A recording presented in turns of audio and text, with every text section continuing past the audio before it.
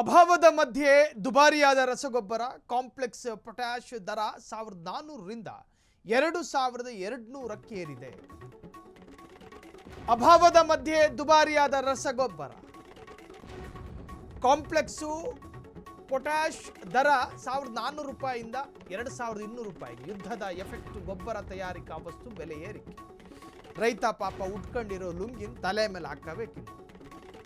Complex potash ಹೊಸ ದಾಸ್ತಾನು 2200ಕ್ಕೆ ಹೆಚ್ಚಳ. ಮುಂದಿನ ದಿನಗಳಲ್ಲಿ ಬೆಲೆ ಮತ್ತಷ್ಟು ಏರಿಕೆ ಸಾಧ್ಯತೆ. ಯೂರಿಯಾ ಡಿಎಪಿ ದರದಲ್ಲಿ ಭಾರಿ ಏರಿಕೆ ಸಾಧ್ಯತೆ. ರಸಗೊಬ್ಬರ ಖರೀದಿಗಿನ ಮುಂದೆ ಎಫ್ಐಡಿ ಕಡ್ಡಾಯವಂತೆ. ಕೆ ಕಿಸಾನ್ ಆ್ಯಪ್ ಮೂಲಕ ನೋಂದಣಿ ಮ್ಯಾಂಡೇಟರಿ ಕಡ್ಡಾಯ. ಎಕರೆಗೆ ಕೇವಲ 1 ಚೀಲ ಮಾತ್ರ ಗೊಬ್ಬರ ನೀಡೋದಕ್ಕೆ ನಿರ್ಧಾರ.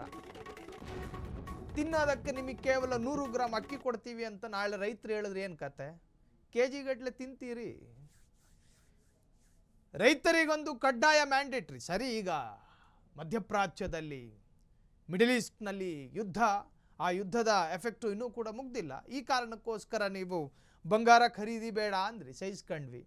ಪೆಟ್ರೋಲು ಕಡಿಮೆ ಬಳಸಿ ಎಲೆಕ್ಟ್ರಿಕ್ಕು ಸ್ಕೂಟರ್ನ ಖರೀದಿ ಮಾಡಿ ಅಂದ್ರಿ, ಅದಕ್ಕೂ ಹ್ಞೂ ಅಂದ್ವಿ. ಆದರೆ ರೈತರಿಗೆ ಈ ತರಹದ್ದೊಂದು ಸಮಸ್ಯೆ ಬಂದಾಗ ಸಹಿಸಿಕೊಳ್ಳೋದಕ್ಕೆ ಸಾಧ್ಯ ಇಲ್ಲ.